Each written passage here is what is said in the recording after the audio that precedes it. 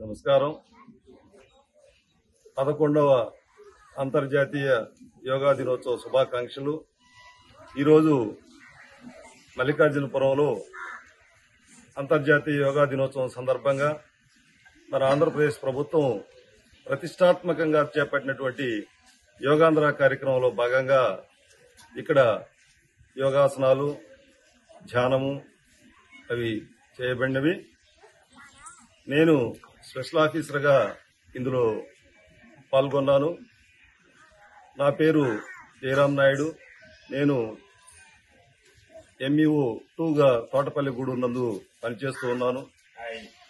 ఈ కార్యక్రమం ప్రభుత్వం ఇంత ప్రతిష్టాత్మకంగా చేపట్టడానికి కారణం ఈరోజు మన ప్రధానమంత్రి నరేంద్ర మోడీ గారు, ముఖ్యమంత్రి చంద్రబాబు నాయుడు గారు, ఉప ముఖ్యమంత్రి గారు, ఇతర మంత్రులు అందరూ కూడా విశాఖపట్నంలో పెద్ద ఎత్తున ఈ కార్యక్రమం నిర్వహిస్తున్నారు.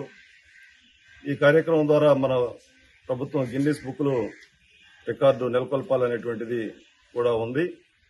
అలాగే ఈ యోగా అనేటువంటిది మన పూర్వీకులు, మన భారతీయ సంప్రదాయంలో ఋషులు, పెద్దలు అంతా కలిసి దీన్ని రూపొందించి మన సంప్రదాయంలో వచ్చింది.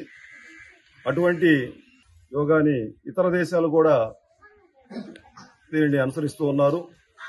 అందువల్లనే జూన్ 21వ తేదీని అంతర్జాతీయ యోగా దినోత్సవంగా ఐక్యరాజ్య సమితి ప్రకటించడం జరిగింది. కాబట్టి ఈరోజు అన్ని ప్రపంచ దేశాల్లో కూడా యోగా డే అనేటువంటిది నిర్వహించడం జరుగుతోంది.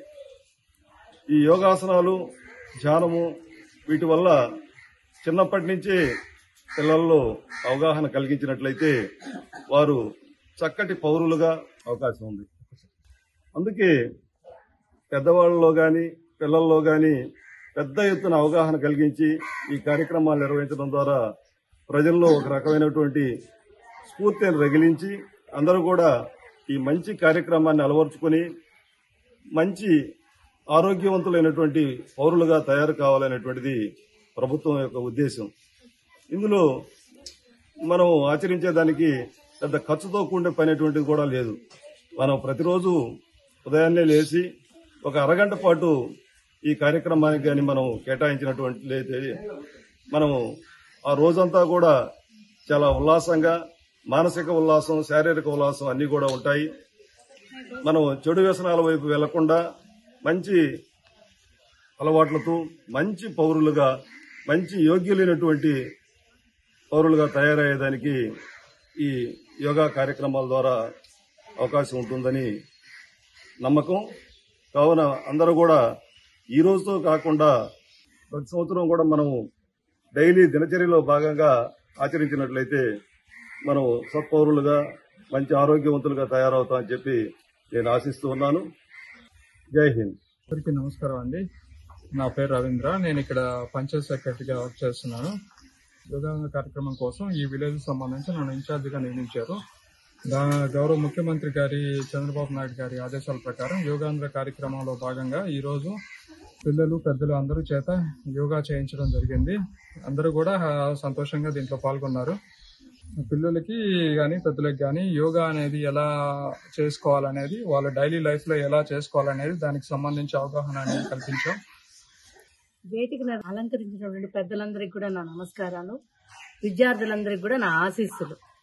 ఈరోజు జూన్ 21వ తేదీన 11వ యోగాంధ్ర అంతర్జాతీయ దినోత్సవాన్ని మనము మన ప్రధానమంత్రి గారు, మన ముఖ్యమంత్రి చంద్రబాబు నాయుడు గారు, ఉప మంత్రి గారు, తదితర మంత్రులందరూ కూడా విశాఖపట్నంలో దీన్ని ప్రతిష్టాత్మకంగా తీసుకొని విద్యార్థులందరికీ కూడా అవగాహన కలిగించాలని దేశమంతా కూడా దీన్ని స్ఫూర్తిని చేశారు.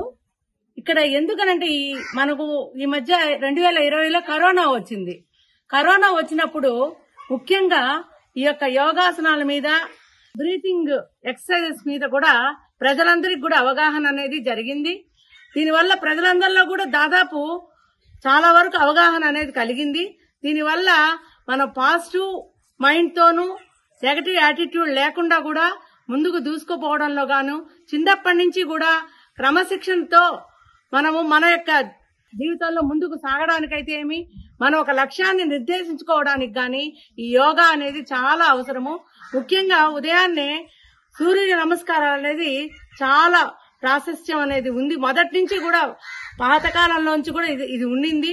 దీన్ని ఇంత ముందుకు తెచ్చి పసిబిడ్డల నుంచి కూడా దీని మీద అవగాహన మన అందరికీ కూడా తెలియపరిచినటువంటి మన ముఖ్యమంత్రి గారు గాని ప్రధానమంత్రి గారికి గాని మనం ధన్యవాదాలు తెలుపుకోవాలా. అంతేకాకుండా ఈ రోజు విద్యార్థులందరూ కూడా కొంతవరకు అవగాహన వచ్చింది కాబట్టి ప్రతిరోజు కూడా మీరు ఉదయము ఇలాంటి యోగాసనాలు చిన్న చిన్నవి ప్రాక్టీస్ చేసుకుంటూ ఈవినింగ్ ఆడుకుంటూ ఉండాలా. సెల్లులు అవన్నీ వాడకుండా మీ యొక్క శారీరకంగా మీరు ఆడే ఆటలన్నీ ఆడడం కూడా ఒక యోగాసనాలే. అవి కూడా ఒక యోగాసనాల కిందే వస్తుంది. మీ బాడీలో కూడా యాక్టివ్నెస్ కూడా పెరుగుతూ ఉంటుంది. మీకు చదువు మీద కూడా కాన్సన్ట్రేషన్ అనేది కూడా పెరుగుతుంది. పక్కకు పోకుండా మనస్సు ఎక్కువగా కూడా చదువుకోవాలా, మనం ఏ పని ఏ టైంలో ఎలా చేయాలనే దాని మీద కాన్సన్ట్రేషన్ చేయడానికి కూడా ఇది చాలా ఉపయోగకరమైన ప్రోగ్రాము. ఇంత మంచి ప్రోగ్రామ్ ని ప్రజలందరిలో కూడా మూల ఉండే ప్రతి గ్రామంలో కూడా అవగాహన కలిగించినందుకు మన ప్రధానమంత్రి గారికి గాని మన ముఖ్యమంత్రికి గాని ఈ ప్రోగ్రామ్ ని సజెస్ట్ చేసిన మన స్కూల్ కు వచ్చినటువంటి పెద్దలందరికీ కూడా నేను ధన్యవాదాలు తెలుపుకుంటూ జై హింద్.